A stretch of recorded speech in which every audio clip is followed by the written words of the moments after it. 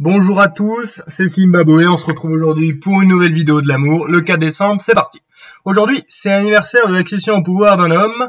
Xavier Bettel, donc, devient Premier ministre du Luxembourg le 4 décembre 2013, il y a pile 6 ans. D'ailleurs, il est toujours au pouvoir. Et donc, en fait, pourquoi est-ce que Xavier Bettel a-t-il réussi à devenir Premier ministre du Luxembourg? Et il faut savoir que le Luxembourg a été gouverné, donc, depuis longtemps par ce bon vieux Jean-Claude Juncker, hein. Donc, homme très illustre parce qu'il a été, évidemment, président de la Commission européenne. Et avant ça, en fait, Juncker, il était, ministre des Finances, puis Premier ministre du Luxembourg de 95 à 2013. Et il a gagné élection sur élection, c'était vraiment plutôt incroyable, quoi. Et en 2013, il a regagné les élections, Juncker, donc voilà, c'était vraiment le gros BG. Sauf que, bon, il a été visé par des affaires, d'espionnage, et vraiment pas folle du tout, quoi.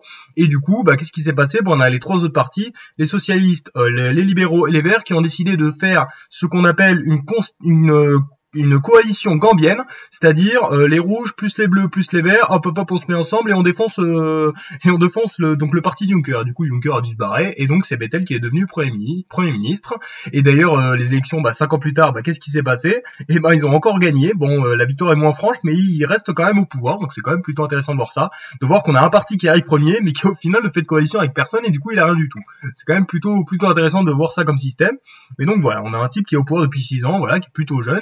Et donc, voilà, à retenir.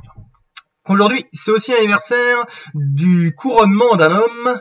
Jean Bédel Bokassa, donc, devient empereur de Centrafrique et se fait, empereur de Centrafrique le 4 décembre 1976 et se fait couronner, donc, empereur de Centrafrique en 1977, 4 décembre aussi. Alors, qui est Bokassa? Bokassa, donc, c'est un homme politique, d'abord un mec de l'armée qui, donc, dans les années 60 a réussi à faire un coup d'état contre David Dacko, donc, le président de la République centrafricaine. Et du coup, Bokassa est devenu le président, donc, de la Centrafrique. République centrafricaine, je sais pas si vous connaissez, c'est un pays qui est pile au centre de l'Afrique. Y a-t-il un pays qui mérite plus de s'appeler République centrafricaine que la République centrafricaine? Aucun. Retenez bien ça. Donc voilà, IDH 194e, donc un truc vraiment pas fou. Mais donc voilà, Bokassa a été président pendant 10 ans et en 1977, il a décidé de péter un câble et comme il avait une admiration pour Napoléon Bonaparte, il a décidé de se faire sacrer comme empereur. Et vraiment, il y a eu une grosse cérémonie où il portait une longue toge avec une couronne, 10 000 pièces d'orfèvrerie, 200 uniformes d'apparat, 600 smoking, un truc énorme et tout. Bon, après la cérémonie elle est ratée. Vous pouvez regarder sur internet, vous la trouverez facilement. Évidemment, ça a été raillé dans le monde entier.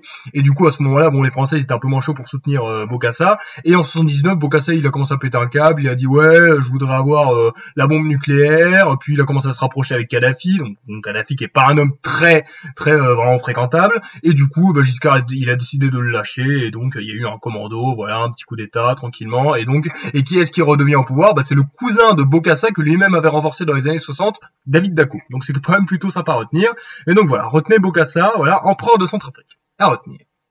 Et enfin, c'est l'anniversaire des élections présidentielles autrichiennes de 2016, donc qui ont eu lieu il y a pile 3 ans et qui ont vu la victoire d'Alexander Van der Bellen, donc un écologiste sur Norbert Hofer, donc qui était du FPO, Parti de la Liberté d'Autriche, donc un parti très à droite, voire d'extrême droite. Et en fait, si je vous parle de ces élections, c'est qu'elles ont fait beaucoup parler d'elles parce que c'était extrêmement serré. C'est-à-dire qu'au premier tour, on a eu une victoire un petit peu surprise d'Hofer, et au second tour, en fait, on savait pas qui avait gagné, et Van der Bellen a gagné à 50,3 et Hofer avait accepté la défaite, sauf qu'il y a eu des irrégularités qui ont été constatées et tout, ça a fait beaucoup de polémique en Autriche et du coup il y a eu des élections quelques mois plus tard, un deuxième second tour et là Van der Bellen a gagné facilement donc sur Hofer.